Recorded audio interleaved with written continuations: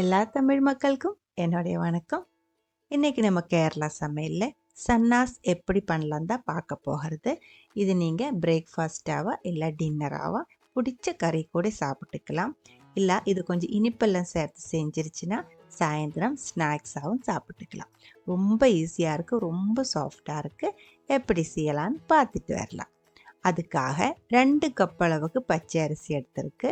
நம்ம தோசைக்கல்ல எடுக்கிற அதே பச்சை அரிசி 2 கப்பு. 2 கப்புக்கு 1 டேபிள் ஸ்பூன் அளவு உளுந்தம்பருப்பு சேர்த்து 2-3 டைம் நல்லா கழுகிக்கோங்க. அதுக்கப்புறம் நிறைய தண்ணி ஊற்றி 4 மணி நேரமாவது ஊற வைக்கணும். நம்ம அரிசி நல்லா கழுகினதுக்கு அப்புறம் தான் ஊற வைக்கணும். இதே தண்ணியில் தான் நம்ம இது அரைச்செடுக்கிறது. அதனால் அரிசி நல்லா சுத்தமாக இருக்கணும். 4 மணி நேரத்துக்கு அப்புறம் மிக்ஸி ஜாருக்குள்ளே போட்டுக்கோங்க. நம்ம ஊற வச்ச அதே தண்ணி தேவையான அளவுக்கு அதுக்குள்ளே ஊற்றி 3/4 கப் அளவுக்கு வேக வச்ச சாதம்.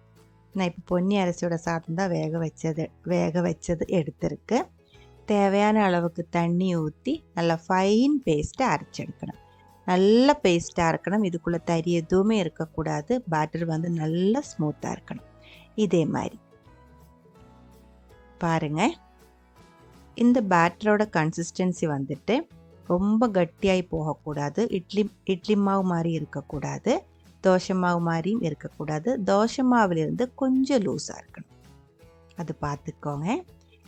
மாவு நல்லா அரைஞ்சதுக்கு அப்புறம் 1 டீஸ்பூன் அளவுக்கு இன்ஸ்டன்ட் ஈஸ்ட் நான் இப்போ சேர்த்துருக்கு.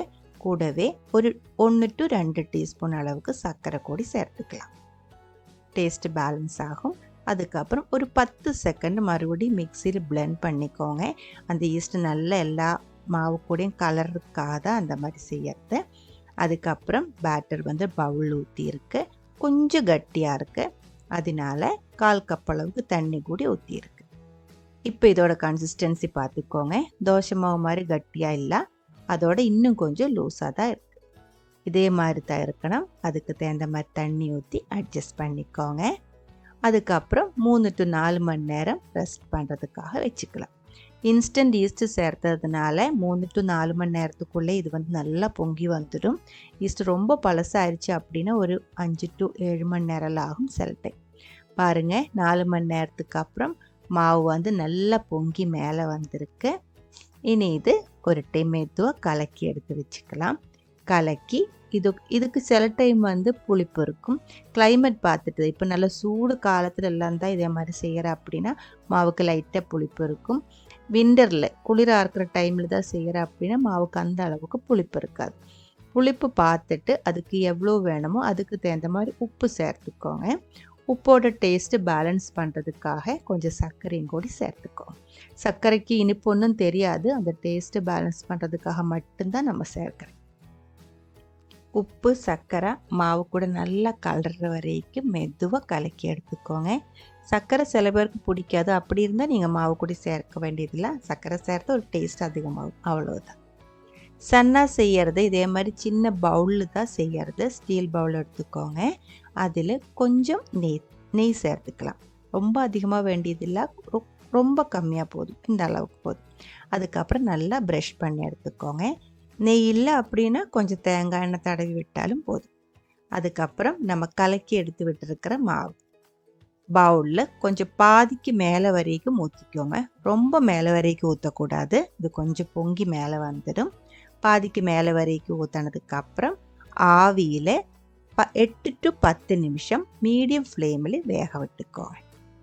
அதுக்கப்புறம் நம்ம இது ஆற விட்டுக்கலாம். நல்லா வெந்திருக்கான்னு ஒரு டைம் ஒரு ஸ்டிக் வச்சு குத்தி பாருங்கள். வெந்ததுக்கப்புறம் நல்லா ஆற விட்டுக்கோங்க. ஆறினதுக்கப்புறம் நம்ம இது இன்னொரு பாத்திரத்தில் மாற்றிடலாம். உங்களுக்கு பிடிச்ச கறி கூட கொஞ்சம் காரமாக இருக்கிற சிக்கன் கறி, மட்டன் கறியில் இதுக்கு சூப்பராக மேட்ச் ஆகும். இல்லை இருந்தால் எந்த கறி கூட வேணாலும் நீங்கள் இது சாப்பிட்டுக்கலாம். இதுக்கு இட்லியோட மணவு இருக்குது, வட்டையப்பத்தோட டேஸ்ட் இருக்குது, வெள்ளையப்பத்தோட டேஸ்ட் இருக்குது. எல்லாமே சேர்ந்த ஒரு ஸ்பெஷல் ரெசிப்பியாக இருக்குது. ட்ரை பண்ணி பாருங்கள். அதுக்கப்புறம் உங்களோட கமெண்ட்ஸ் எல்லாம் சொல்லிடுங்க. இந்த சமையல் பிடிக்கிற ஃப்ரெண்ட்ஸுக்கு மறக்காமல் ஷேர் பண்ணி விட்டுக்கோங்க. நீங்கள் இது வரைக்கும் நம்ம சேனலுக்கு கொடுத்துட்ருக்கிற சப்போர்ட்டுக்கு ரொம்ப ரொம்ப நன்றி. உடனே பார்க்கலாம் இன்னொரு ரெசிப்பியோட. அது வரைக்கும் வணக்கம்.